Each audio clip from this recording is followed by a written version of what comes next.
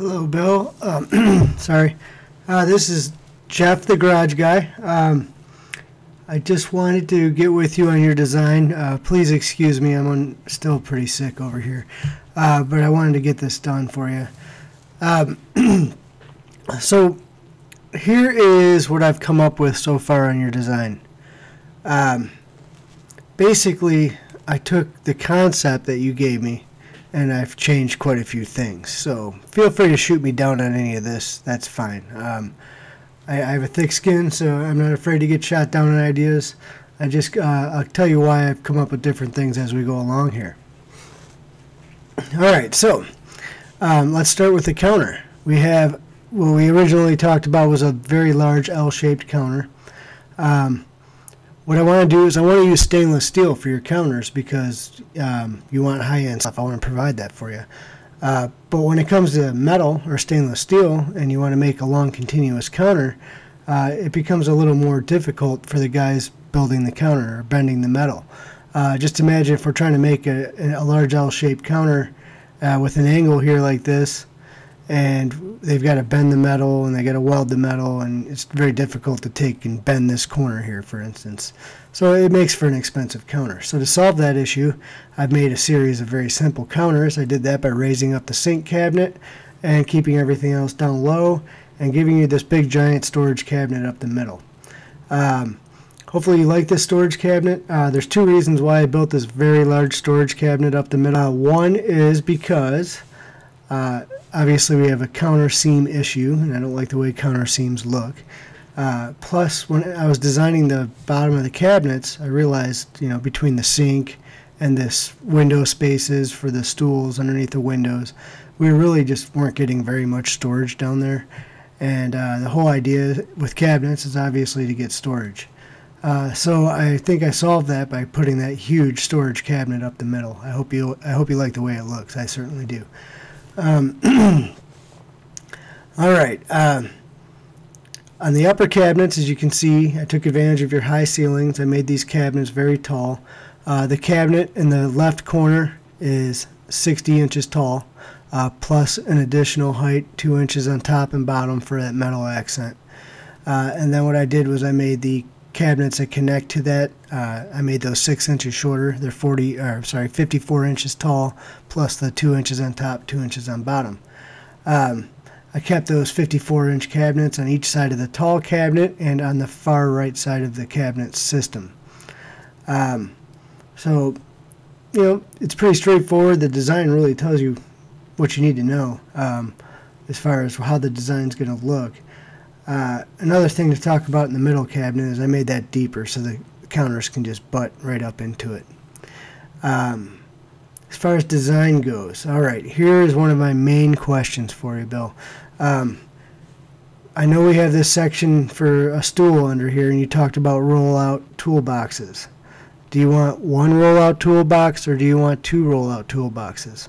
I know that toolbox will have drawers in it, obviously, and then what additional drawers do we want? Now, there's two cabinets on the left and the right of the sink. Those are not ideal for drawers because if you open up the cabinet door for the sink and a drawer, you will have a collision and you will scratch something with the metal handles on the top of the drawers. So I don't want you to scratch up your cabinets. If you want drawers there, just be aware of that situation. I can also put drawers along the bottom of the very tall cabinet, which would look pretty neat too. Just right up to countertop height, so the very large tall cabinet in the middle can have drawers for the first third or 25% of the height of the cabinet. That would look really slick. Behind the counters, what I have here in this rendition is the best thing I could do to try to show you what some metal, kind of really neat looking metal slat wall would look like.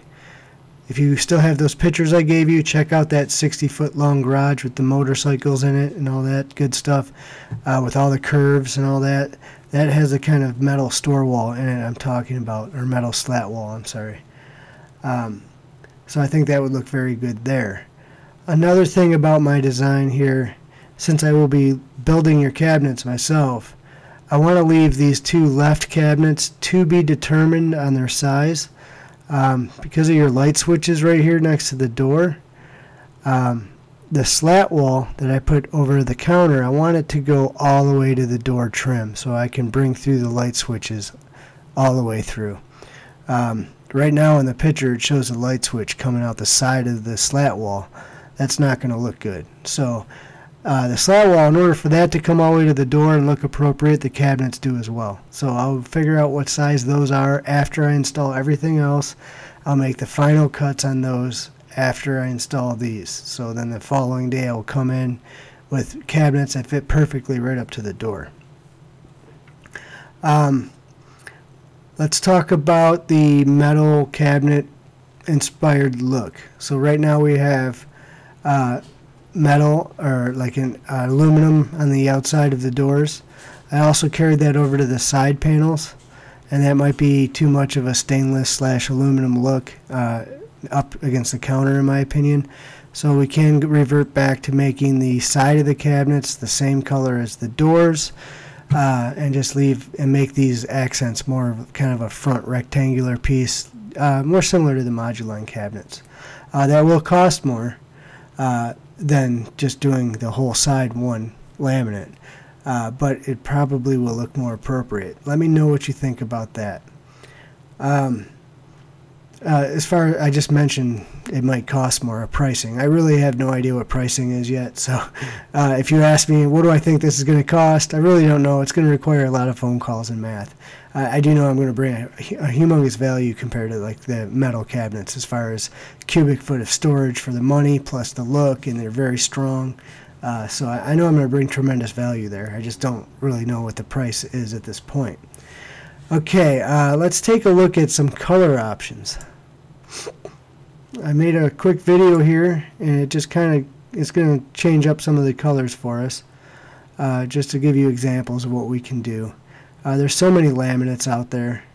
We can do just about anything. We can do gloss, not gloss. We can do stainless. We can do dark gray, black around the outside. A lot of different color options. Of course, we can do matte color, matte finish, and then as you can see here, this last one kind of shows a little bit of a gloss finish. So, I'm sorry, it just rewound on me. I wanted to pause on that gloss finish. Alright, so the gloss, obviously you get what you pay for. You get a higher, it costs a little more, you get higher gloss, it looks great, plus you get, for your money, you get more fingerprints. So keep that in mind. Alright, so that's what I have so far. Once again, curious on how many drawers, where you might want them. The pull-outs, the roll-around carts, is that enough, or do you want to add more drawers? What do you think of my design? What don't you like about my design? Changes are more than welcome. And I'll look forward to hearing back from you on all that. And I will apologize. I'm really still not completely better yet. I'm trying to work 10 hours instead of 16 hours a day. But I did not get to your pricing on your floor yet. It's a fairly simple math problem, but I just got so carried away at the design I ran out of steam here. So I'll get those to you real soon. This picture shows the silver race deck everywhere. It's just kind of my go-to floor, so it's automatically in the design as I get started. But I'll let you know about those prices as soon as I can, and I look forward to hearing back on this other stuff. Thanks, Bill.